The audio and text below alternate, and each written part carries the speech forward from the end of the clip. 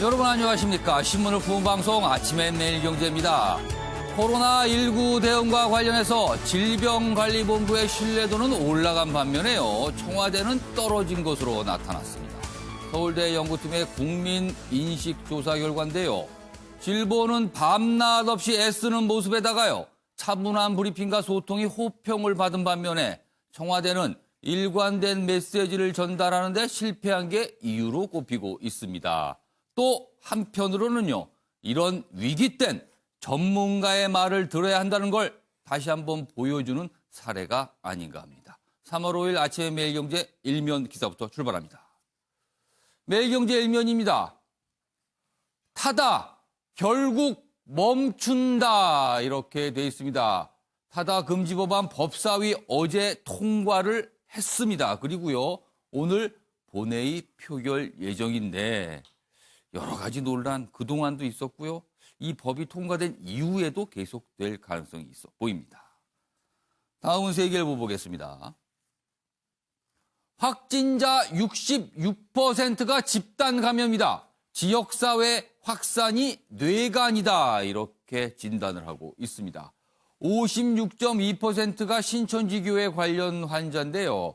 여기 보면 청도 대남병원 그리고 천안의 줌바 댄스 학원 등 많은 사람들이 좁은 공간에 밀집될 수 있는 공간, 여기서 감염이 이루어질 수 있다 이겁니다. 그리고요, 서울, 경기도도 각각 100명이 넘어서 비상이다. 이런 내용, 지역사회 확산, 이걸 막아야지 뭔가 고비를 넘기는 건데 아직은 확신할 수 없다. 이런 얘기입니다. 이번엔 중앙일보 보겠습니다. 박근혜 거대 야당의 태극기 힘 합쳐달라. 어제 옥중 서신이 공개됐습니다. 총선 얼마 안 남고 나온 서신이에요. 그래서 지금 정치권이 굉장히 촉각을 세우고 있는데 첫 옥중 서신 통해 보수 통합을 호소했다. 집권 세력 무능, 코로나 가슴 아프다. 이대로는 안 된다. 나도 함께 하겠다. 그러니 보수는 합쳐라. 뭐 이런 취지의 내용들이었습니다. 그러다 민주당 총선 개입이다. 옥중 선동 정치다. 국민의 탄핵 결정을 부인하는 것이다. 이게 과연 무엇인가 하고 민주당 강하게 반발하고 있습니다. 지금 위에 사진 보시면요. 편지가 총 4장입니다. 근데 그중에 첫 장의 맨 윗 대목입니다. 뭐 국민 여러분 이렇게 시작하는 옥중 서신이었습니다. 자, 마지막으로 한국일보 보겠습니다. 이쪽입니다. 역대급 슈퍼 추경에도 정책적 상상력은 부족하다. 코로나19 지금 경제에 굉장히 큰 타격을 주고 있죠. 정부가 추경을 빨리 내놨습니다. 얘기가 나온 지 한 일주일 만에 내놓은 거예요. 그래서 규모는 11조가 넘는데 내용을 보면은 좀 다 봤던 것 같다. 왠지 뭐 이런 지적입니다. 코로나 방역을 빼면 경제 충격 대응보다 소비 활성화 등 대증요법에 치우쳤다. 그러니까 뭐 근본적인 실효나 어떤 대책 마련이 아니라 당장 급한 불 좀 끈다. 뭐 이런 느낌입니다. 그래서 정책적 상상력이 부족하다. 한 일주일 정도 만에 내놨으니까요. 사실 상상력이 발휘할 시간도 없지 않냐. 뭐 이런 얘기도 있습니다만 아쉬운 대목이 있다. 이런 내용입니다. 자, 지금까지 일명기사 짚어봤고요. 오늘도 네 분 패널 나오셨는데요. 소개해드리겠습니다. 먼저 윤영걸 전 매경닷컴 대표 자리하셨고요. 전병률 차의과대학 예방의학과 교수도 나오셨습니다. 그리고 그 옆에는요, 현근택 변호사, 그리고 이재진 세안대 조빈 교수도 자리하셨습니다. 안녕하세요.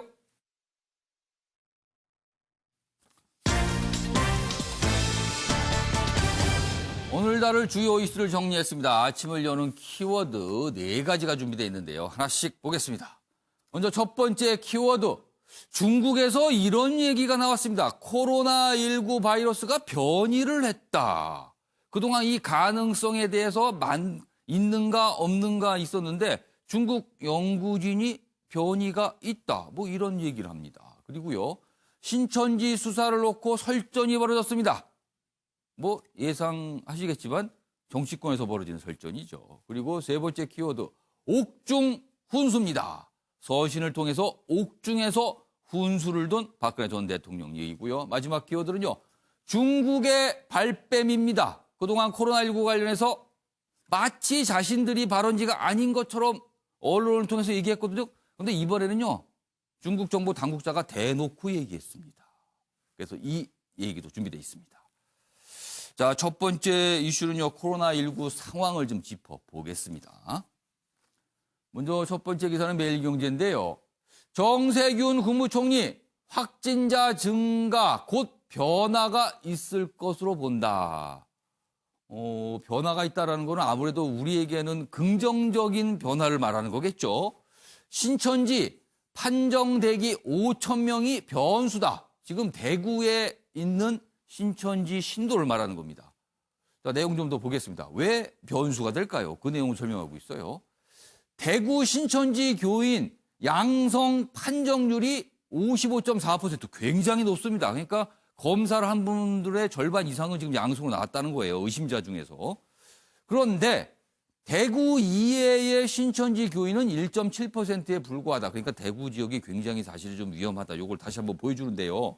향후 검사 그리고 결과 대기 고려하면 대구에 한 2,800명이 있는데 그리고 전국에는 한 114명 정도로 추정이 된다. 향후에 확진자가 요 정도 숫자. 지금 대구와 다른 곳에 이제 신천지 신도들이 검사를 받았고요. 그리고 이미 검사를 받을 예정인 분들 이런 걸 다 따져보니까 대구에서는 한 2,800명 정도가 확진자가 늘어날 수 있을 것 같고 전국에서는 한 100여 명. 그렇다면 어느 정도 숫자가 좀 계산이 되고 있거든요. 그리고요. 옆에 그래프 좀 보겠습니다. 여기 좀 봐주세요. 코로나19 일간 확진자 숫자입니다. 확진자가 얼마나 늘어가는지. 여기 보시면 2월 27일부터 있는데 여기가 500명대였죠. 그리고 28일 그리고 29일 800 다시 500 그리고 3일에 800 갔다가 어제는 좀 숫자가 상대적으로 졌습니다. 물론 이 숫자도 많지만 상대적으로 졌습니다. 그래서 두 번의 어떤 이런 고비점을 넘기고 내려간 거 아닌가. 그러니까 오늘 나오는 숫자가 과연 계속 내려갈 것인가 아니면 또 올라갈 것인가 어떤 모습인지가 굉장히 오늘 주목되는 상황입니다. 자, 그럼 여기서요. 어제 방역당국의 설명이 있었습니다. 확인해 보겠습니다. 오늘도 전국적으로 확진자 수가 500명이 넘었습니다. 지금까지 500명이 넘는 확진자가 나온 일수가 거의 일주일 가깝게 진행이 되고 있습니다만은 앞으로 2, 3일 내에 좀 변화가 있지 않을까 그렇게 기대를 해봅니다. 그러나 지금 대구는 대단히 어려운 상황입니다. 하지만 정부와 지자체의 노력, 의료진의 헌신, 국민들의 협조와 응원을 보면서 우리는 이 상황을 반드시 극복할 수 있다고 확신합니다. 자, 빨리 좀 고비가 왔으면 좋겠습니다. 고비를 넘기면 내려가는 길이잖아요. 그러면 줄어들게 되고 아무래도 좀 불안감이 덜고 많은 분들이 이제는 좀 그 이유를 생각할 수 있는데 아직은 고비인가 아닌가 이게 확실하지가 않습니다. 오늘 확진자 숫자 그래서 기다려지고 있습니다. 다음 기사 보겠습니다. 자, 이 내용도 많은 분들을 좀 불안케 하고 있습니다. 기저질환 없는 첫 사망자 나왔다. 방역 당국 긴장. 그동안은 이미 지병이 좀 있으신 고령인 분들 위주로 사망자가 나왔었거든요. 그런데 어제는요. 기저질환이 없는데 사망자가 나왔습니다. 33번째 67세 대구 여성 사인이 공개가 됐는데 기저질환은 없는 것으로 파악이 됐습니다. 자, 질병관리본부는 코로나19 감염으로 인한 폐렴으로 사망을 하셨다 이렇게 설명이 돼 있습니다. 기저질환이 없는 사망자입니다. 다음 기사 보시죠. 역시 같은 내용 제목으로 꼽고 있는데요. 일본은 고령인 탓일 수 있다. 뭐 이렇게 됩니다. 67. 아니 고령으로 볼 수 있는가 없는가 뭐 이런 것도 여러 가지 좀 판단이 있을 것 같아요. 내용 보겠습니다. 직접적인 사인은 코로나로 인한 폐렴이다. 세계적인 의학 저널은 기저질환이 없더라도 바이러스와 싸우는 과정에서 면역 체계가 손상될 수 있다. 뭐 이런 걸 이유로 또 설명하고 있습니다. 그래서 50대라도 기저질환이 있으면 치사율이 상승한다. 일단 기저질환이 있다는 게 굉장히 위험할 수 있습니다. 그러나 약간 연세가 있으신 분들은 기저질환이 없더라도 조심하셔야 된다. 이런 얘기가 되겠습니다. 전문가, 당뇨 환자 등 면역 떨어져 취약하다. 이런 설명도 좀 나오고 있는데요. 이와 관련된 영상도 있습니다. 확인해 보겠습니다. 3, 4일 정도 입원 치료를 하셨으나 이제 다른 그 전반적인 그런 코로나 폐렴과 관련된 다른 그 증상들이 악화가 되면서 사망하신 걸로 현재 직접적인 사인은 코로나 바이러스 감염증으로 인한 폐렴으로 일단은 판단을 하고 있는 상황입니다. 자, 전병률 교수님. 네. 그동안과는 달리 기저질환이 없는 사망자가 나왔습니다. 이게 좀 어떻게 된 걸까요? 네. 저 환자분의 경우에는 예. 67세로 돼 있죠. 예. 그 67세도 이제 60세 이상 고령자 연령군으로 포함이 되고요. 네. 이제 그럴 경우에는 이제 기저질환이 없더라도 면역 기능 자체가 좀 저하가 돼 있는 그런 상태로 볼 수가 있습니다. 그럴 경우에는 이제 이 코로나19 바이러스가 예. 특히 더 이 폐렴 증상을 어. 빨리 악화를 시키는 그런 성격을 가지고 있습니다. 예. 그렇기 때문에 보건당국에서도 늘 발표할 때는 고령자와 기저질환이 있는 자가 특히 이 코로나19에 취약할 수가 있습니다. 그렇게 발표를 하는 거죠. 따라서 예. 연세 드신 분들이나 예. 기저질환이 있는 분들은 이 코로나19가 유행하는 기간 동안에는 예. 가급적이면 댁에서 휴식과 또 충분한 면역력을 획득할 수 있는 예. 그런 저 활동에 좀 전념을 하셔야 되고요. 꼭 외부에 나가더라 예. 외출을 한다 하더라도 예. 정말 이게 내가 꼭 나가야 되는 건지 한번 좀 생각해 보시고 예. 그렇게 해서 활동을 하시는 것이 좋겠습니다. 그럼 가장 취약한 상황은 일단 기저질환이 있을 경우 그리고 네. 기저질환이 없더라도 고령이신 분 네. 순서가 좀 이렇게 가는 건가요? 네, 그러면? 그렇습니다. 그렇다면 기저질환이 있는 젊은 층도 위험할 수 있다. 이런 얘기가 그렇습니다. 되네요. 네, 네. 아, 그러니까 그러니까 이제 여기 그- 50대 얘기가 나온 것도 예, 그런 그렇습니다. 거네요. 네.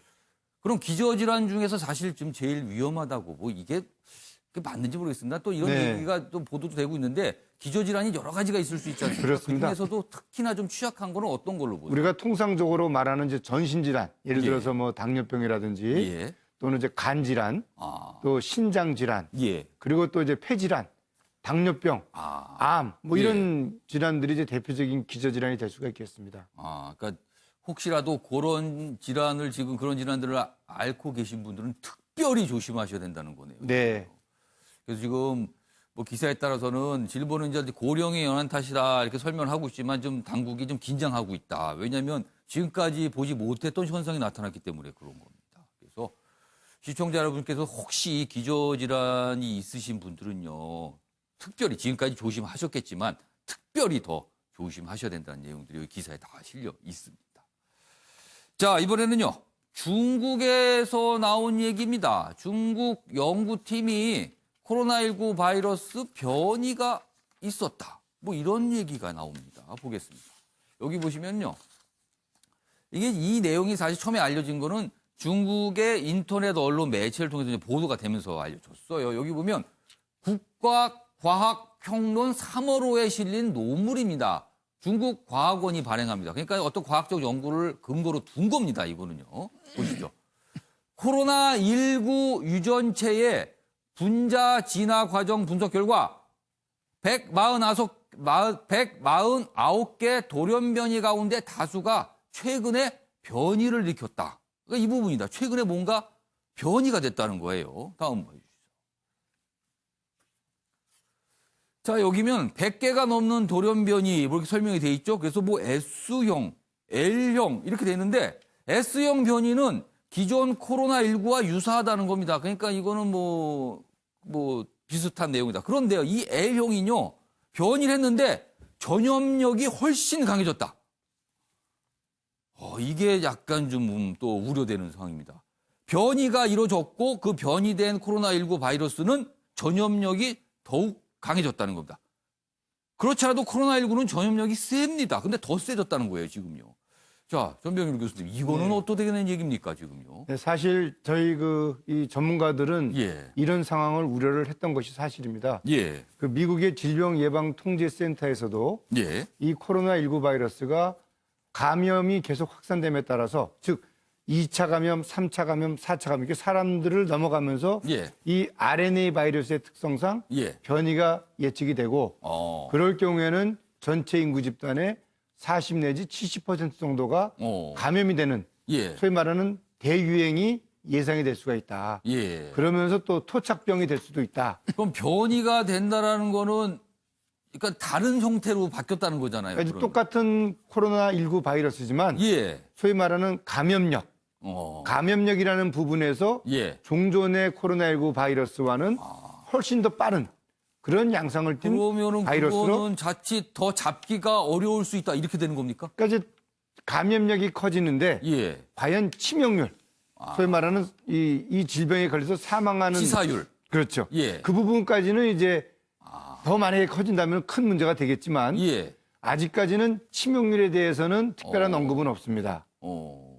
근데 더 중요한 점은 예. 이 코로나 바이러스가 변이가 됨으로써 예. 우리가 겨울철에 앓는 그런 감기처럼 될 가능성이 있다. 아. 또 그리고 이 감기에 걸렸는데 증상이 없는 상태에서 어. 계속 바이러스를 배출한다. 예. 그런 일이 벌어진다는 거죠. 그렇다면은 그러니까 아직은 모르는데 일단 뭐 변이가 있었다고요. 중국의 연구 결과가 나왔는데 네. 전파력은 커지고 치사율이 아주 낮아진다면 마치 감기처럼 바뀔 가능성도 있다. 이런 말씀이신가요? 그런 가능성도 우리가 배제할 수 없다. 아. 그런 얘기가 되겠습니다. 지금 이런 연구는요. 각국이 다 하고 있을 거 아닙니까? 네. 그러면 제가 이런 의학 쪽에는 완전히 문외한이지만요. 좀 생각이 들기로는 중국에서도 연구하면 우리도 연구하고 있을 거 아닙니까? 네, 맞습니다. 각국에서도 뭐 좀 능력이 되는 국가 다 연구할 텐데 그 연구진들이 좀 모여서 서로 비교해 보면 변이가 과연 어떻게 되는지 금방 알 수 있는 거 아닙니까? 그렇습니다. 저렇게 이제 연구 결과에 이제 예. 주요 핵심은 염기 서열 분석입니다. 예. 그런 염기 서열 분석에 대해서는 이제 세계보건기구에 이제 보고를 하고 예. 그런 보고 내용들이 이제 공개가 되면은 예. 그 각 나라마다 우리나라 같은 경우는 이제 질병관리본부가 되겠죠. 예. 그 질병관리본부에서 현재까지 우리 환자들의 예. 그 가건물을 통해서 채취한 예. 바이러스가 있거든요. 예. 그 바이러스의 염기 서열을 이제 분석하게 됩니다. 아직 우리나라는 변이는 발표하지 아직까지 않았나요? 그 부분까지는 지금 발표가 되고 있지 않습니다. 아마 지금도 계속해서 바이러스를 아마 분석을 하고 있을 겁니다. 그래서 염기 서열의 예. 소위 말하는 일치도가 어떤 차이가 있는지. 예. 근데 저런 이 중국의 그 연구 결과는 예. 각 나라의 이 연구자들에게 시사하는 바가 상당히 많을 것으로 생각합니다. 아무래도 중국은 뭐 확진자 숫자가 엄청나니까요. 소위 말해서 샘플이 굉장히 많으니까 그렇습니다. 아마 이런 연구도 좀 네. 하기가 용이할 텐데 일단 변이를 일으켰다. 근데 좀 전병률 교수님께서는 조심스럽게 추정을 하건대 전염력은 강해졌지만 치사율은 낮아지면서 마치 조금 독한 감기처럼 바뀔 가능성도 있어 보인다. 뭐 네. 이런 좀 전망을 좀 해주셨어요. 그러나 아직은 모릅니다. 아직은요. 원래 변이 전에 있던 코로나19 이거를 잡을 때입니다. 지금 우리는요. 아무튼 이런 소식도 좀 들려와서 소개해드렸습니다.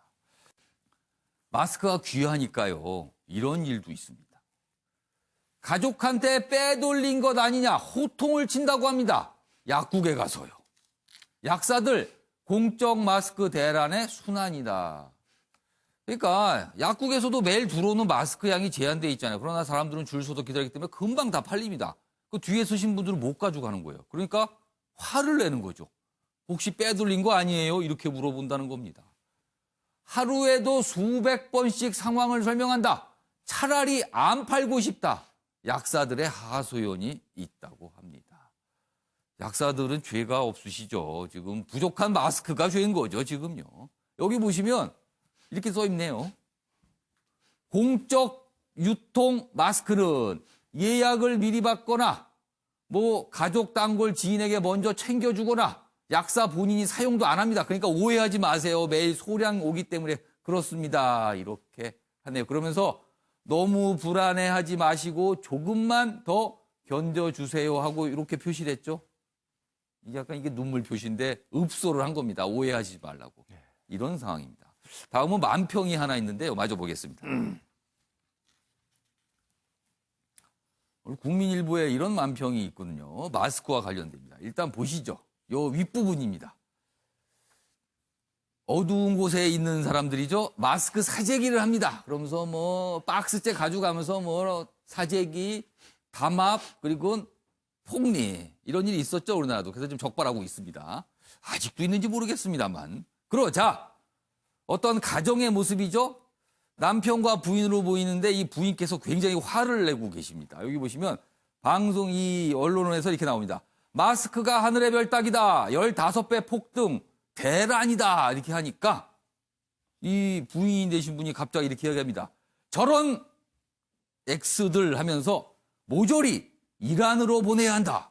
이란 얘기를 합니다. 그러다 남편분께서 웬 이란? 이렇게 하니까 밑에 설명이 있습니다. 이란에서는요. 마스크 사재기를 하면 최고 사형이랍니다. 이란으로 보내야 된다. 그래서 이런 마음평까지 오늘 실려 있습니다. 사재기 절대 안 됩니다. 지금요. 정부가 적발하고 있습니다. 자, 윤영걸 전 대표님. 네. 모두가 이제 마스크 때문에 좀 예민해졌어요. 그렇죠. 이거 좀 어떻게 해야 될까요? 정부에서 처음부터 좀 대책을 너무 섣부르게 내놓다 보니까 예. 국민들의 불안감을 너무 부추기는 면이 있습니다. 저 강남 부동산처럼 예. 이 공급이 늘어나지는 않는다는 거를 정부가 대책에 있잖아요. 뭐 공급이 우리나라가 많긴 하지만 수요는 훨씬 더 많습니다. 네, 지금 중국에서 필터 수입되는데 예. 그 수입도 제대로 안 되니까 지금 예. 공급이 생산이 오히려 지금 1000만 장 밑으로 된다는 거 아니에요. 예. 그러니까 공급은 늘지는 않는데 지금 계속 국민들을 줄을 세우니까 우체국도 줄 세우고 농협도 줄 세우고 행복한 백화점도 줄 세우고 줄 세우다 보니까 예. 큰일 나겠구나. 이 가수요. 이 불안감 예. 이거를 자꾸 상승하는 면이 있는 거죠. 그래서 종합 대책을 좀 빨리 내놔서 오늘 뭐 방송 보니까 예. 그 기획재정부에서 대책을 발표한다는데 요양원 뭐 관리 시스템 뭐 이거를 도입해 가지고 1인당 살 수 있는 거를 좀 제한한다. 그런 식으로 해서 공적 유통을 좀 강화할 필요도 있지 않느냐. 예. 뭐 이런 생각이 들어요. 예. 저희 동네도 약국에 보니까 예.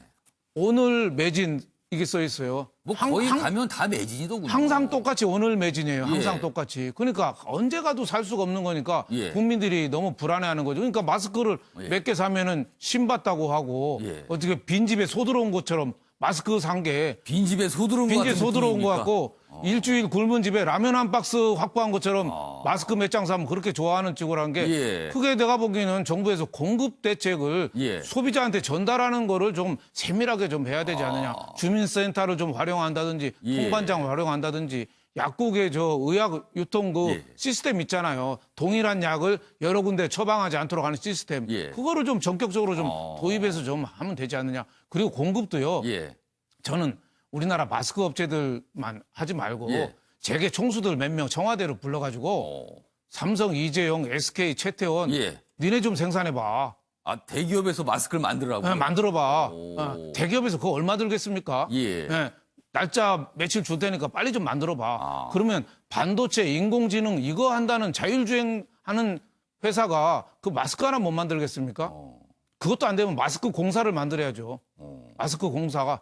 정부에서 아예 만드는 공기업을 걸로. 마스크 공사를 만들어서 전 국민은 그냥 집에다 택배로 나눠줘 버려야죠. 그런 저는 파격적인 조치가 필요하지. 예. 책상에 앉아서 자꾸 이거 아이디어 낸다고 저는 대책이 없다 이런 생각이 들어요. 네. 지금 하도 마스크 구하기가 어렵고 많은 분들이 신경이 좀 곤두서니까요. 이 메신저를 중심으로 이렇게 약간 재미있게 만든 사진이 도는데 그 중에 하나가 어떤 지갑이 하나 있는데 그 지갑에 마스크가 수십 장이 꽂혀 있습니다. 그러면서 진정한 갑부의 지갑이다. 그렇게 또 표현이 됩니다.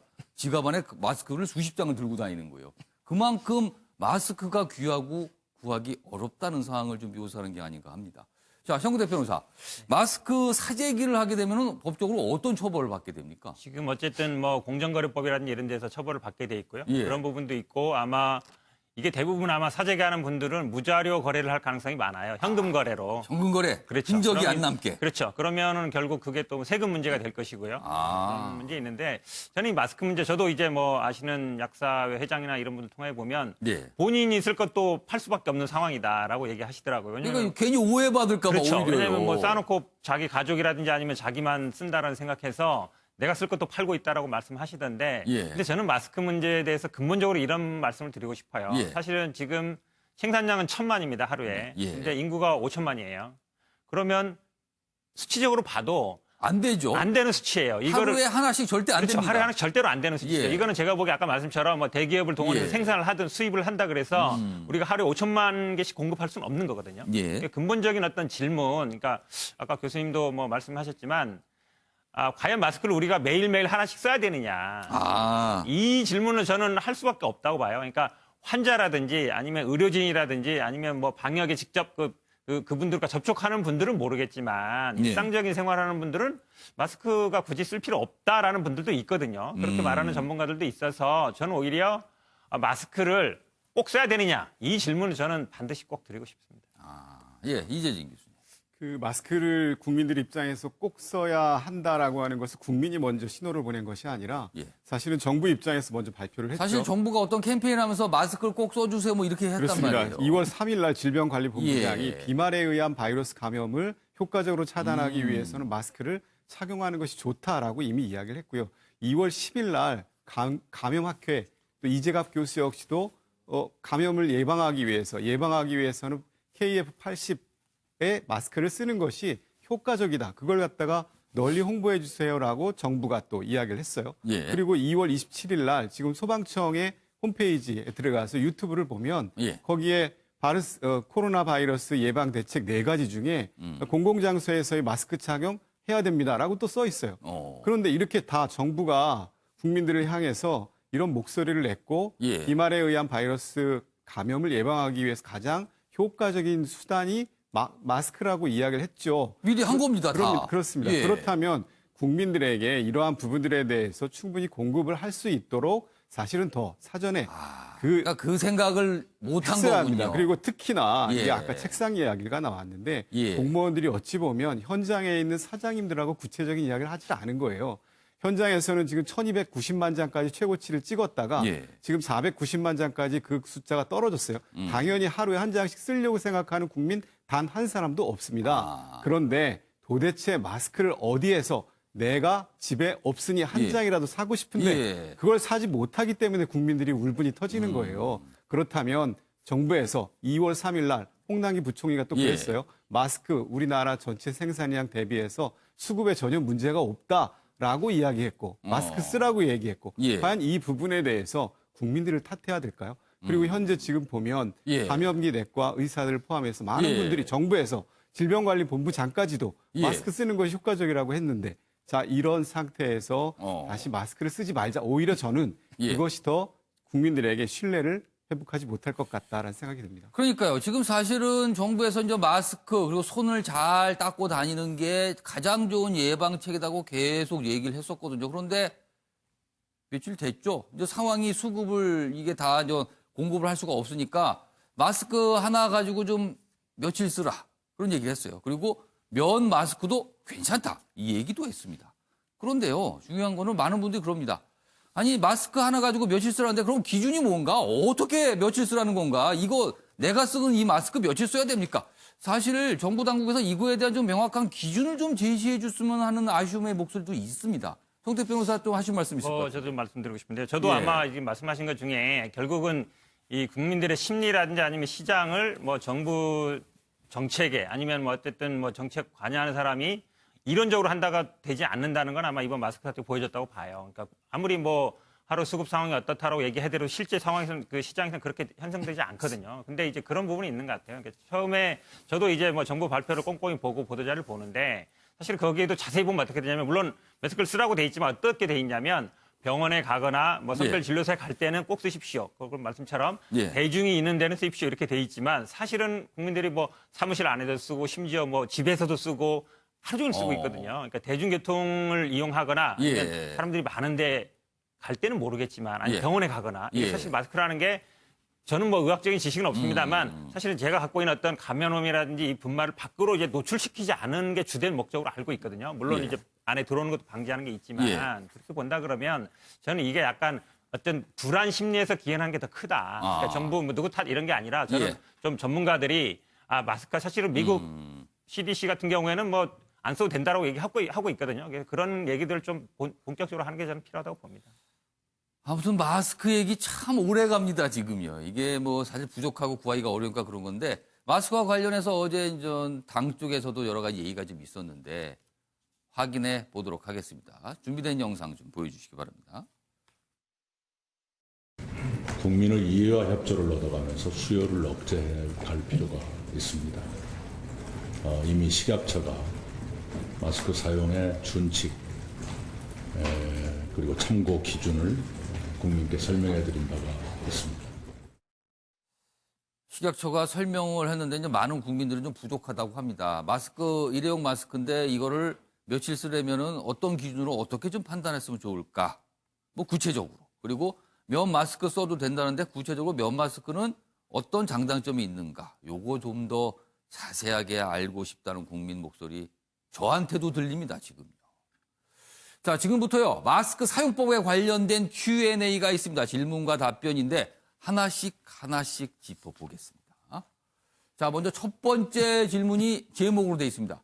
미국에서는 마스크 착용 권고 안 한다는데 어떻게 된 겁니까? 이런 질문입니다. 방금 좀 패널분들 얘기하시는데도 나왔죠, 얘기가? 자, 그런데 답변은 이렇습니다. 인구 밀도가 높은 한국에선 마스크 쓰는 게 중요하다. 미국과 우리는 좀 상황이 다르다. 이런 설명이거든요.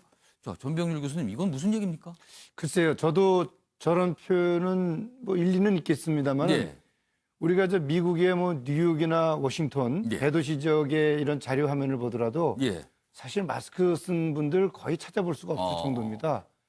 그래서 인구 밀도가 높은 한국에서 중요하다라고 이렇게 단정적으로 말하기보다는 예. 앞서서 말씀하셨던 것처럼 이제 환자분들, 예. 또 의사 선생님들, 예. 또 많은 불특정 다수를 응대하는 공직자분들, 예. 그리고 또 이런 다수가 모이는 그런 장소에 그 예. 부득이하게 가게 되는 경우, 아. 또 노약자나 예. 기저질환자 그런 분들은 사실상 마스크를 당연히 이제 써야 되고요. 나머지 그렇지 않은 분들은 예를 들어 뭐 예. 직장에서 출퇴근한다라든지 예. 그럴 경우에는 굳이 마스크를 착용하지 않아도 된다. 저는 이제 늘 이렇게 설명을 해드렸습니다. 예. 근데 이제 문제는 예. 다들 불안 심리가 이제 커지다 보니까 그리고 다른 분들이 다 마스크를 쓰고 있어요. 그게 또 안 쓰기가 그러니까 내가 안 쓰면 꼭 나 혼자서 좀 나쁘지 애매한 않은 것 거죠. 같은 예. 그런 심리 때문에 마스크를 쓰시는 건데요. 사실 저 딱 마스크를 써야 될 분들만 쓰시고 예. 그렇지 않은 분들은 그래 저 전직 질병관리본부장이 쓰지 말라고 그랬으니까 안 써도 되겠다. 예. 그렇게 생각하면은 사실상 저렇게 줄 서가지고 마스크 구입할 그런 어려운 상황 경험하지 않으셔도 됩니다. 알겠습니다. 여기 지금 화면 보시면요. 이분들, 요게 해당하는 분들은 좀 꼭 쓰는 게 좋다는 부분이죠. 여기 보면 KF80 이상, KF80 이상 필요한 경우입니다. 마스크에. 여기 80 이상이면 좀 구사가 있는데 그건 굉장히 좀 더 잘 막을 수 있는 거죠. 일단 기침 등 호흡기 증상자, 그다음에 의심 환자를 돌보는 사람, 그리고 의료기관 방문하는 사람, 그리고 많은 사람들 대하는 직업군. 이분들은 뭐 상식적으로 봐도 꼭 써야 될 것 같습니다. 자, 아까 기사 다시 한번 보여주세요. 첫 번째 질문에 대한 설명이 좀 있는데 추가 설명 좀 드리겠습니다. 이 아랫부분 잡아주십시오. 우리나라 상황을 좀 더 설명했는데 우리나라는 대중교통 이용률이 높고 인구 밀도도 상대적으로 높아 질병관리본부는 마스크를 쓰는 것을 권장하고 있다. 이게 이제 미국이나 이런 데 비하면 미국은 대도시를 제외한 나머지 지역은 아마 공간이 좀 넓고요. 미국은 대중교통보다는 자가용이 훨씬 발달한 나라잖아요. 그러니까 우리하고 좀 상황이 다르다. 이렇게 좀 설명을 하고 있고요. 두 번째 질문 보겠습니다. 사무실에서 마스크 써야 하나? 요 얘기도 나왔습니다. 그러니까 하루 종일 마스크 쓰고 일을 해야 되는 거죠. 앉아 있는데 그 얘기입니다. 쾌적한 환경에선 안 써도 된답니다. 굳이.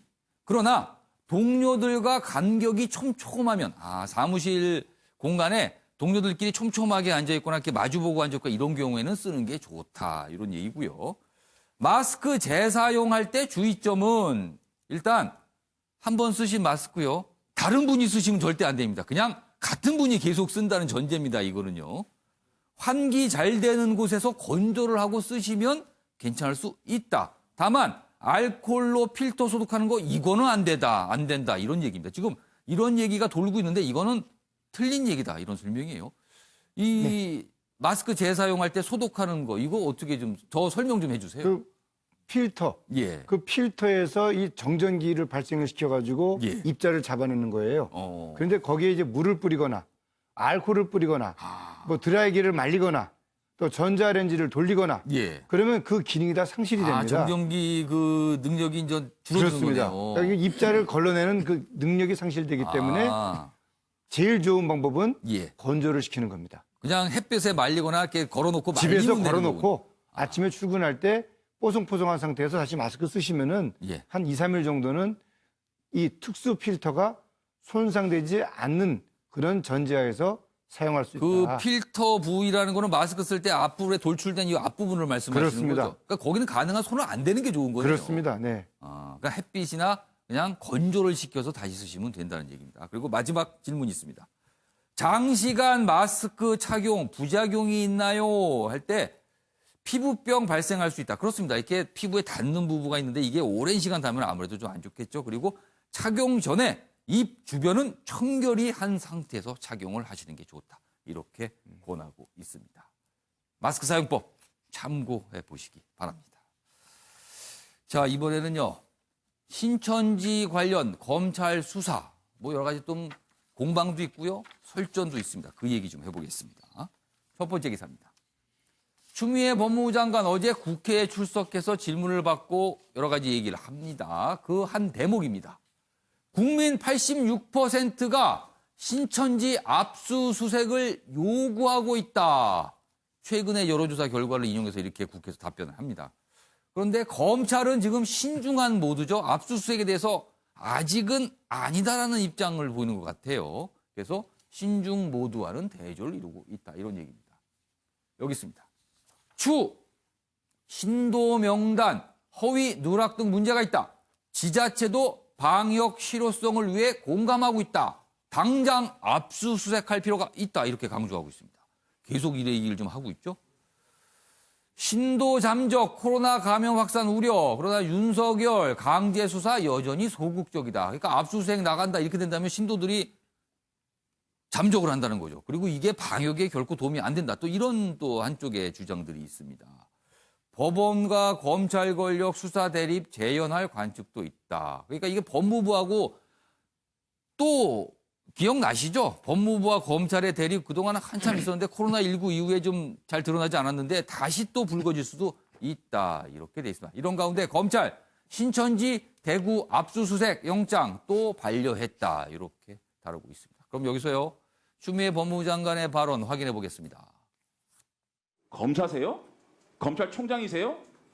그리고 압수수색을 다 알리고 합니까? 압수수색을 압수수색 해야 됩니다. 압수수색합니다. 그럼 신천지가 명단 씌워버리면 어떻게 할 거예요? 본인이 옳다고 생각하는 일이 있어도 절차를 좀 지키세요. 법무장관이 나댈 문제가 아니에요. 이거는 검찰총장이 해야 되고 검사들이 해야 될 일이에요. 국민 86% 이상이 압수수색의 필요성을 요구하고 있습니다. 지금은 중대본도 대검에 명단 확인이 필요하다 하는 업무 연락을 보내고 있는 상황입니다. 압수수색뿐만 아니라 더한 것이라도 전방위적으로 총력전을 전격적으로 전개해야 될 아주 중대한, 앞으로 지금부터 14일은 굉장히 중대한 고비에 있다라는 것이고요. 임용걸 전 대표님, 지금 압수수색을 해야 할 때입니까? 아니면 좀 더 지켜봐야 될 때입니까? 그건 질병관리본부에다 물어봐야죠. 네. 거기 정은경 질병관리본부장이 방역에서는 대통령이라고 해야 돼요. 거기에 모든 판단을 맡겨야 돼요. 지금 정치에서 자꾸 개입하면 안 됩니다. 저는 추미애 장관이 국민 86%가 신천지 압수수색 요구를 했다. 그래서 하라고 내가 지시했다. 저는 크게 잘못된 거라고 봐요. 국민들은요. 빨리 방역해라 이거지. 압수수색하고 이거는 제가 본 그 설문조사 어떻게 했는지는 모르지만 이거 아닙니다. 추미애 장관이 제가 보기에는 검찰총장을 건너뛰고 저렇게 압수수색 지시를 또 공개적으로 했다는 거 그거 잘못된 거죠. 그건 압수수색은 갑자기 해야지. 저 공개적으로 하는 건 빨리 치우라는 얘기잖아요. 대상자가 되게 모르게 하는 거 아닙니까? 그렇죠. 갑자기 암행으로 해서 갑자기 들이닥쳐야지 압수수색 하는 거지. 공개적으로 하는 건 빨리 숨기라는 얘기밖에 안 되죠. 그리고 또 실효성도 또 문제가 있죠. 지금 저 중대본에서는 얘기하잖아요. 그 김강립 차관이 신천지하고 어느 정도 협조가 되고 있다. 그 지금은 할 때가 아니다. 그리고 또 지금 선거 한 40일 앞두고 있잖아요. 이 선거 앞두고 또 어떤 파장이 끼칠지 모르잖아요. 그런 저는 선거고 뭐고 다 제일 중요한 거는 방역이 제일 중요하다. 방역한테 좀 남겨둬라. 정치에서 제발 이게 그 코로나19가 지금 뒤죽박죽되고 한 게 정치가 자꾸 방역 우회 설라고 그래서 그렇거든요.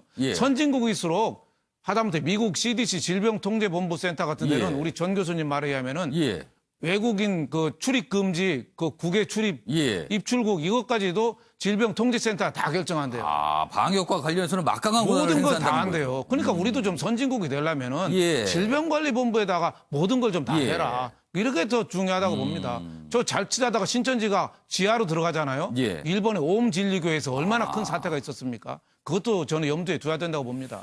이거와 관련해서 이제 방역 당국의 어떤 얘기를 다룬 기사가 있습니다. 다음 보시죠.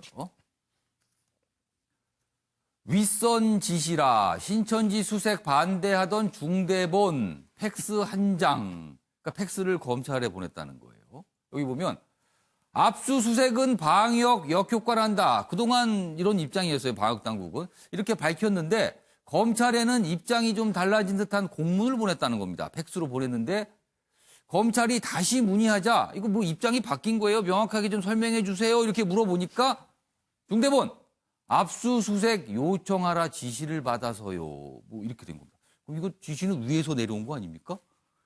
추미애 법무장관은 박능우 장관이 요청, 복지부는 언급하기 어렵다. 뭐 아무튼 이런데 뭔가 질병관리본부는 아무래도 이 본부잖아요. 그러니까 위에 이제 부처나 위에서 이제 어떤 지시를 받게 돼 있죠. 그래서 뭔가 좀 지시가 있었다 이런 얘기인데 요 내용, 요거 오늘 조선일보만 있는데 아마 이거 당사자들이 오늘 좀 추가적인 설명을 좀 해야 될 것 같기도 합니다. 이 내용에 대해서는요. 그리고 뭐 진위 여부에 대해서 좀 밝혀야 될 상황일 것 같은데 아무튼 기사는 이렇게 좀 나왔습니다. 자, 현구대 변호사. 네.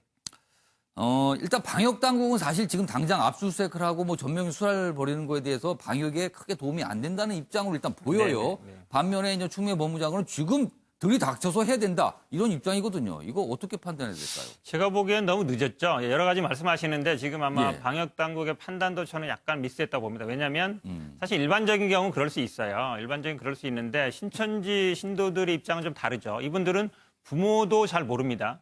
형제도 몰라요. 아, 신도인 줄을. 그렇죠. 모른다는 것이죠. 어찌 보면 기본적으로 이분들이 숨는다. 그러니까 압수수색을 하거나 강제 수사 들어가면 숨을 것이다 그러는데 예. 사실은 이미 숨겨진 분들이에요. 아, 부모도 모르고 이미 형제도 숨은 모르는데 겁니까, 지금 공무원들도 직장 내에서도 모른단 말이죠. 아. 이렇게 이미 어차피 감춰분들이기 때문에 이분들이 자발적으로 물론 나와주면 좋지만 예. 나올 게 한계성이 있다. 저는 그리고 근본적인 질문을 하고 싶은 게 뭐냐면 예. 아니 우리가 조국 전 장관 얘기 나올 때 표창장하고 인턴 증명서 참는다고 뭐 70군데 압수수색하고 그러잖아요. 아.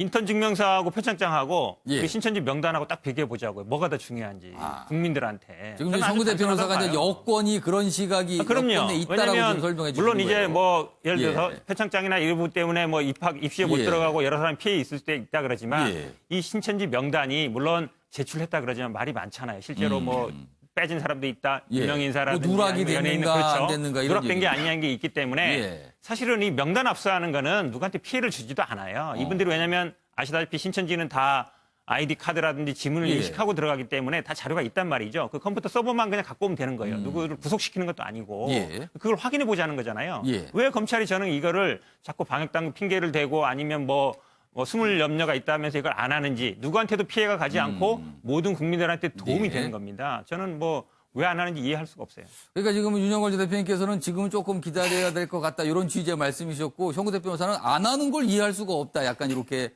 두 분께서 맞서고 계시는 내용입니다. 자, 이런 가운데요. 다음 기사 보겠습니다. 추미애 법무장관 어제 국회에서 출석해서 여러 가지 얘기를 했는데 사실은요. 그 내용도 주목을 받았지만 추미애 장관의 어떤 답변하는 모습도 굉장히 언론의 눈길을 끌었어요. 그래서 또 기사로 좀 다뤄지고 있습니다. 여기 보시면 이렇습니다. 의원 발언을 막고 팔짱을 끼고 전사 추미애 답변 태도 논란이다. 일단 여기 보시면 이런 모습이 있었어요.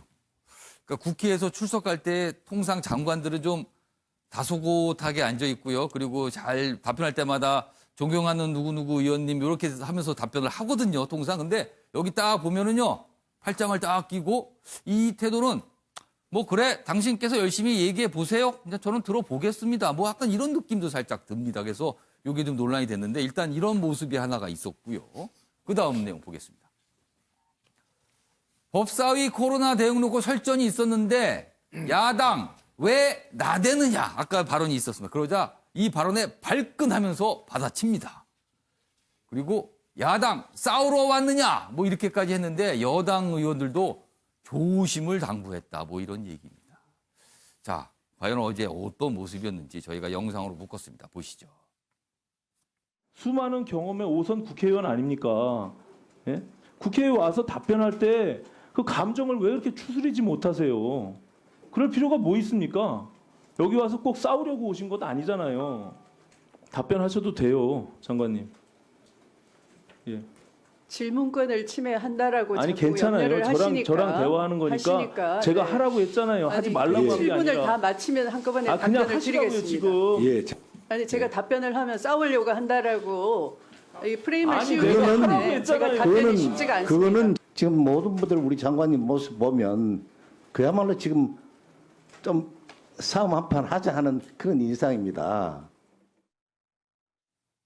네, 어제 사실은 저 모습도 있었고요. 뭐 한 의원이 어떤 질문을 했는데 제가 딴 생각을 하냐고 못 들었습니다. 뭐 이런 얘기도 나와서 사람들이 이제 여당도 좀 조마조마했다 뭐 이런 기사가 실리고 있습니다.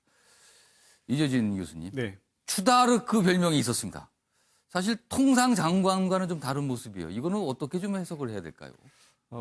부적절하죠. 어저께의 행동은 참 부적절했다라고 보여집니다. 특히 이 본인은 지금 행정기관의 장 아닙니까? 정부 부처의 대표의 자격으로 또 나온 겁니다. 그러면 본인은 국회의원이 아닌데 지금 마음속으로는 과거에 본인이 당 대표도 했고 또 특정 야당의 또 대표까지 했기 때문에 그런 생각이 지금 마음속에 같이 내재하고 있는 것 같아요. 사실은 국회의원이라고 하는 것은 국민을 대표해서 있는 것이고 국민들이 질문했으면 좋겠는 것을 대리해서 질문을 해주고 있는 상황에서 저렇게 하는 것이 본인에게뿐만이 아니라 집권 여당에게도 굉장히 큰 부담이 될 테고 문재인 대통령에까지도 사실은 부정적인 영향을 미칠 것이기 때문에 저런 태도는 저는 굉장히 부적절하게 보여졌습니다. 그러니까 이런 모습이 있으면 사실 내용보다 이런 모습 자체가 더 주목을 받게 되니까 사실은 어떻게 보면 좀 본질을 흐리게 될 수도 있습니다. 근데 이제 이 사진을 보면 야당 의원들이 어떤 물어보거나 주장하는 게 굉장히 좀 못마땅하다 이런 느낌이 좀 묻어나는 것 같기도 합니다. 그래서 어제 이런 내용 가지고 또 설전이 있었다. 뭐 이 정도 내용입니다. 이 정도로 하고 마무리하겠습니다.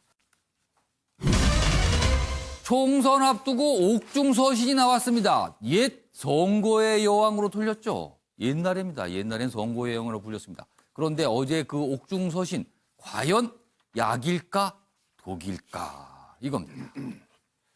첫 번째 기사입니다.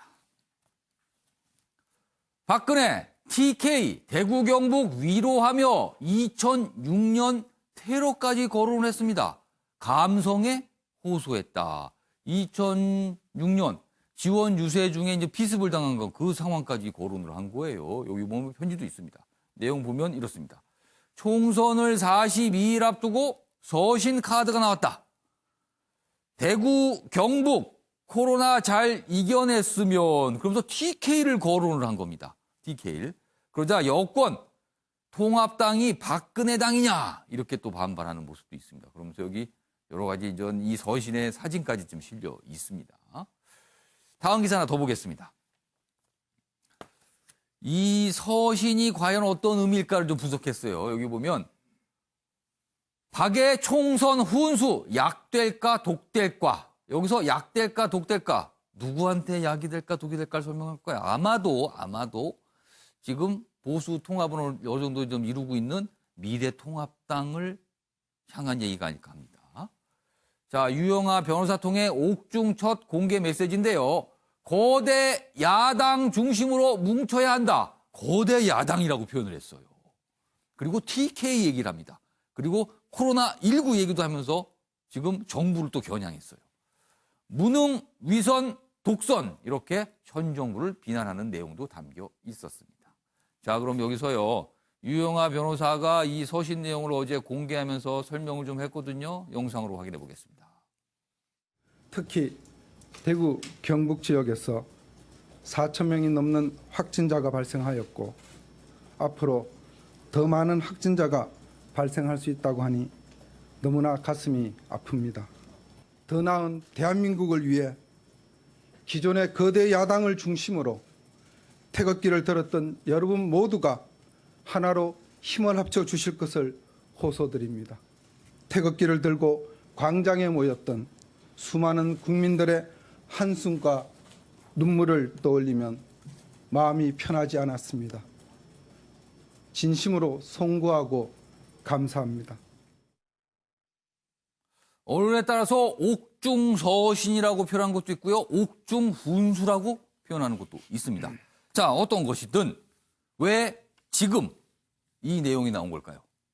어떤 판단을 한 걸까요? 박근혜 전 대통령은.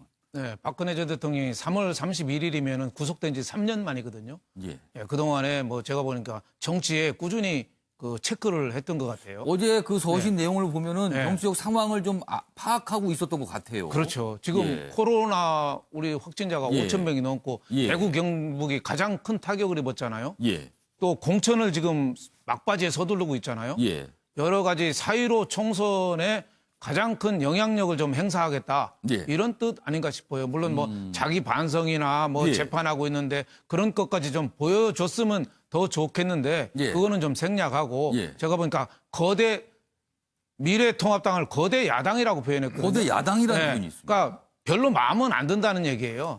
마음에 안 들지만 지지자들을 향해서 어떡하냐. 예. 대안이 없다. 예. 이거 거대 야당 미래통합당 별로 마음에 안 들지만 예. 여기 좀 도와줘서 예. 여기 보수가 분열해서 탄핵이나 뭐 이걸 태극기 부대로 산산이 부러졌는데 예. 이거 공천 앞두고 또 나가서 또 다른 데 무소속으로 나가거나 다른 당으로 또 창당하고 하면 보수가 분열되면 예. 또 지니까 예. 제일 주적은 저 여당이니까 예. 여당으로 해서 우리가 밉지만 마음 합쳐서 이기자. 그러니까 왜 그 로스차일드가 아들 5 형제한테 예. 화살 하나씩 줘봐라 꺾어보라고 그랬다가 다 꺾으니까 그다음에 5개 줬잖아요. 5 형제니까 5개. 예. 5개 못 꺾잖아요. 예. 그러니까 보수가 개인적으로 싸우면 지니까 일단 밉더라도 문재인 정권을 심판하기 위해서 뭉쳐라. 예. 그러니까 TK 너희들 딴 생각하지 말어. 예. 이 얘기 전 지시라고 봐요. 구체적으로요. 사실은 이 메시지가 뭐 명확하게 얘기하지 않습니다만 뭔가 해석이 필요한 대목들이 곳곳에 있어요. 네. 그게 가장 좀 관심을 끄는 대목은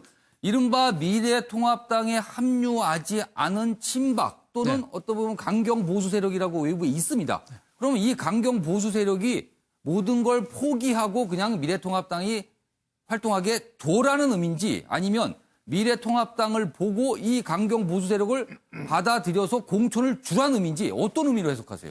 저는 그거는 뭐 예. 공천 주라는 의미까지는 좀 아닌 거 아니냐. 지금 뭐 자유공화당의 홍문종, 뭐 서청원, 예. 조원진 뭐 이런 의원들이 지금 신당 창당 예. 하고 있고 또 신당을 만든 데도 있고 한데 예. 저 선거 연대도 할 수가 있고 예. 하여튼 뛰어나가서 거대 야당을 떨어뜨리게 하는 그런 역할을 좀 하지 말아라. 뭐 그 얘기 아닌가 싶어요. 그래서 꼭 그 미래통합당 지금 공천도 거의 막바지거든요. 막바지입니다. 지금 공천 그 조원진 의원이 미래통합당 이제 공천하지 마. 공천 중단하라고 중단하고 얘기했어요. 우리랑 새로 해야 하는데 예. 그거는 현실적으로 저는 불가능할 것 같고 뭐 서로 협의하다가 선거 연대나 뭐 이런 쪽으로 가지 않느냐. 그러니까 수도권이나 TK 지역 이런 데는 예. 예민한 쪽은 그 공천 이후 분열이 되면은 또 자유 미래통합당이 또 패배할 가능성이 있으니까 그것만 좀 막자 이런 뜻으로 보여집니다. 알겠습니다. 네.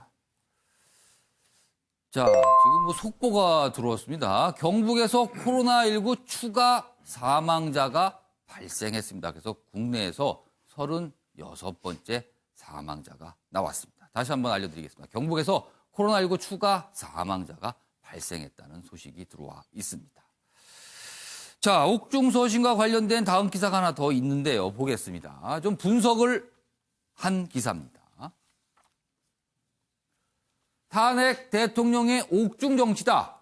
보수표 결집일까 아니면 중도층 이탈일까. 그러니까 이 효과가 어떻게 나타날 것이냐. 결집을 시키는 효과냐 아니면 오히려 중도층을 떨어져 나가게 만드는 거냐. 이런 모습이 이렇게 분석하고 있어요. 여기 보면 몇 가지 내용으로 좀 의미를 분석했는데 태극기 세력 무마하려는 것 같다. 컷오프 대상자 잔류 이런 취지가 아닌가. 그러니까 나가서 뭐 무소속 출마 이런 거 하지 마라. 이런 취지 아니냐.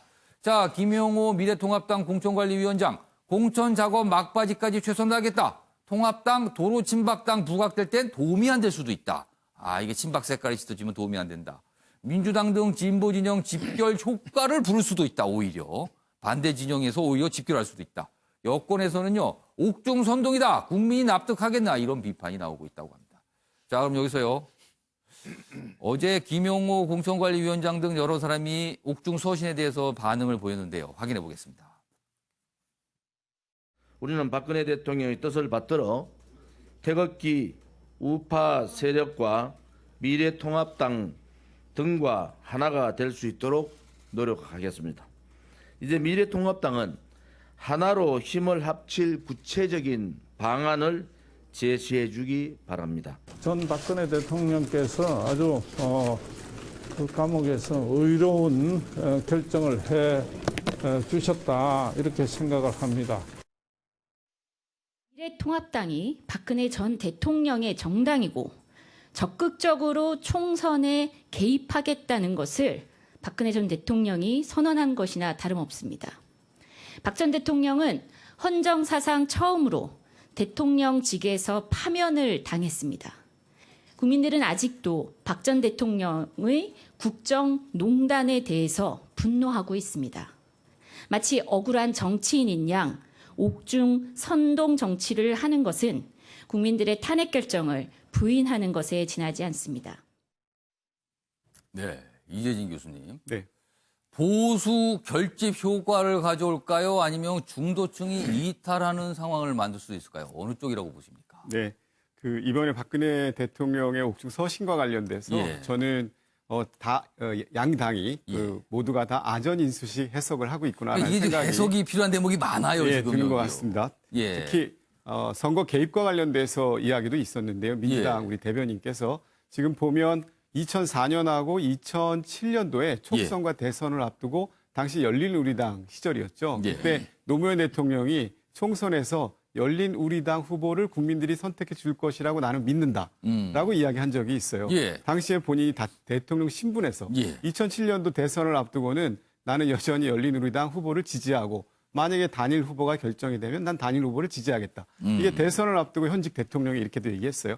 현직 대통령이 얘기했을 때와 지금 이분은 현직 대통령이 아닙니다. 그리고 2016년도 탄핵을 앞두고 있었을 때 당시의 지지율 최저로 떨어졌을 때는 5% 미만까지 떨어졌어요. 그렇다면 이분의 말씀은 이제 제한적인 영향밖에 저는 보여주지 못할 거다. 그러면은 이른바 찻잔 속의 태풍일 수 있다. 저는 그렇게 이렇게 봅니다. 보시는 거예요. 그리고 왜 정치가 한 걸음도 앞으로 못 나가고 과거로 회귀하려고 자꾸 이 문제를 양 당이 끌어들이는 것인지 저는 사실 좀 이해가 안 되고요. 물론 이로 인해서 미래통합당 입장에서는 박근혜를 중심으로 해서 만들겠다라고 하는 새로운 정당들 또 이번에 공천에서 탈락하신 분들의 발목 잡기 효과는 있겠죠. 그래서 더 이상의 분열이 이루어지지 않는 효과, 그 정도로 제한적 효과를 누리거나 활용을 하는 것이 적절하다라는 생각이 들고요. 그런 면에서 민주당 역시도 이것을 과도하게 해석을 해서 자꾸 활용을 하게 되면 그것 역시도 중도에게 또다시 비판과 또 표의 또 다른 심판을 또 받을 것이다라는 생각이 들기 때문에 더 이상 과거로 회귀하지 말고 앞으로를 준비하는 선거로 양 당이 갔으면 좋겠다라는 생각이 듭니다. 한마디로 말해서 정치권 여야를 불문하고 너무 신경 쓰지 말라 이 소리 같으시네요. 지금 하신 말씀은요. 다음 기사 있습니다. 이건 민주당과 관련된 기사입니다. 민주당 전직 대통령이 국론 분열 작태를 보이고 있다. 작태를 보이고 있다라고 이제 강하게 비판합니다. 총선이 심판의 장이 될 것이다. 자, 그런데요. 겉으론 박근혜 비판을 쏟아냈지만 생각해보니 지지층 결집 그리고 중도 이탈 방지 효과가 있을 것이다. 그러니까 민주당에 유리한 뭔가가 있지 않겠나 뭐 이런 해석도 나오고 있다고 합니다. 자, 일단 요 내용과 함께 형구대 변호사 두 가지 질문을 드릴게요. 일단 첫 번째는요. 요 얘기는 좀 해주시고 그에 앞서서 박근혜 전 대통령이 어제 서신 중에 주목되는 건 대구 경북 TK를 거론을 합니다. 지금 이 시점에. 지금 사실 TK 코로나19 확산 때문에 굉장히 고통을 받고 있거든요. 어떤 의미가 있을까요? 저는 이제 이게 시점이 중요하다고 봐요. 그러니까 결국은 아마 뭐 전직 이분이 항상 뭐 선거의 여왕 이랬기 때문에 뭐 선거에 관여하는 건 그동안 계속 해왔는데 왜 하필이면 지금 했을까? 물론 대구 경북이 지금 코로나에 뭐 굉장히 큰 피해를 입고 있는 것도 맞지만 미묘하게 지금 TK 지금 면접과 공천 과정 중에 있거든요. 그리고 TK에서 지금 대거 물갈이를 해라 이런 여론이 많은데 공교롭게도 그분들이 대부분 보면은 이제 친박 세력이라고 볼 수 있는 분들이에요. 근데 굉장히 이게 지금 핫 이슈입니다. 지금 어찌 보면 미래통합당이 이거 어떻게 할 것인가가 굉장히 이제 총선 반도를 크게 구리고 있는데 저는 왜 이 시점에 나왔느냐. 하필이면 TK 면접 보고 공천 과정에 저는 그게 좀 의미가 있다고 봐요. 결국은 본인을 지지해 줄 수 있는 세력들을 좀 배제한다든지 자르지 말고 좀 살려줘라 이런 의미도 저는 있다고 봅니다. 개인적인 해석이에요. 그런 의미에서 본다 그러면 결국 모든 분들이 사실은 미래통합당이 유승민 쪽은 안으면서 사실은 이제 태극기 부대는 안 나눴거든요. 그래서 어쨌든 약간 이제 과거의 친박 세력과 좀 결별하는 거 아니냐, 탄핵했던 세력과 결별하는 거 아니냐라고 있었는데 이 서신을 통해서 정치를 개입하면서 저는 아마 그래도 뭐 결국은 도로 친박당 아니냐 이런 인식을 저는 많이 심어질 수 있다고 봐서 뭐 민주당 입장에서 나쁘지 않다고 보고 있습니다. 그러니까 민주당 입장에서 거의 지금 이상이 그렇게 분리할 건 없다고 보시는 거예요? 근데 본질적으로 이거에 대해서 해석을 하는 여야가 문제가 아니에요. 왜 이 시점에 이런 어떤 옥중 서신을 내놓았느냐 그게 더 문제인 것이죠. 근데 그 메시지는 제가 보기에 뭐 형식적으로는 통합을 해라, 야당 중심으로 통합을 해라라는 말도 있지만 결국은 어쨌든 본인의 어떤 정치적 영향력을 조금 더 살리려는 그리고 그런 어떤 세력들을 좀 더 살아났으면 좋겠다. 이런 메시지를 저는 주는 거라고 봅니다. 옥중에 있고 지금 재판을 받는 상황인데 정치적 영향력이 아직도 있는 것인가. 이거에 대해서 또 질문하시는 분도 있긴 합니다만 아무튼 정치권에 뭔가 이렇게 좀 뭐 하나가 들어와서 지금 어제 파장이 꽤 있었습니다. 오늘 좀 지켜보겠습니다. 더 어떤 파장이 더 이어지고 있는지요. 혹시 올림픽 연기 올해 7월인데 이거 연기되는 건가? 안절부절하는 일본. 그리고요. 중국에 누명 씌우는 것, 연일 발 빼는 중국. 뭐 이 두 나라의 모습이 지금 이렇습니다. 먼저 그에 앞서서 지금 상황이 심상치 않은 이란 얘기가 있습니다. 여기 보시면 이란입니다. 고위층이 집단 감염이 됐습니다. 무슨 국회의원, 장관, 뭐 차관 다 감염이 됐습니다. 죄수 5만 명을 석방했다. 죄수들한테 퍼지거든요. 정부가 감당이 안 되니까 다 나가라고 했습니다. 죄수들을. 이란 국가 시스템이 흔들리다. 코로나 대응 실패 90명 넘게 사망했습니다. 국회의원 23명이 무더기 확진을 받았답니다. 총리격인 수석 부통령도 감염이 됐습니다. 교도소 방역이 불능해 죄수들 일시 출소시켰다. 그리고요. 이탈리아, 유럽의 우한으로 불린답니다. 지금. 확진자가 2,500명에 이르고요. 사망자는 79명으로 기록되고 있습니다. 계속 늘고 있습니다. 지금 이란과 이탈리아 상황이 이렇고요. 다음은 일본 상황 좀 보겠습니다.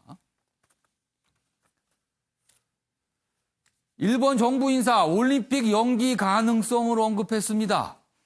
IOC 위원장은 일축을 했는데요. 여기 보시면 이런 얘기를 합니다. 하시모토 세이코 도쿄올림픽, 패럴림픽 담당 장관입니다. 개최도시 계약은 도쿄올림픽이 2020년 중에 개최되지 않는 경우에만 IOC가 취소할 권리가 있다. 뭐 이런 얘기를 자꾸 합니다. 그러니까는 뭐냐면 연기가 가능한 걸로 해석을 한다. 그러니까 일본 정부 당국자 입에서 연기 얘기가 나온 거예요. 가능성에 대해서. 그래서 좀 주목이 되고 있는데 이와 관련된 저희가 이 상황을 좀 화면으로 준비했습니다. 보시죠. 도쿄올림픽이 올해 안에 개최되지 않는 경우에만 IOC가 취소할 권리를 갖는다고 계약에 쓰여 있다. 계약 내용을 밝힙니다. 그리고요.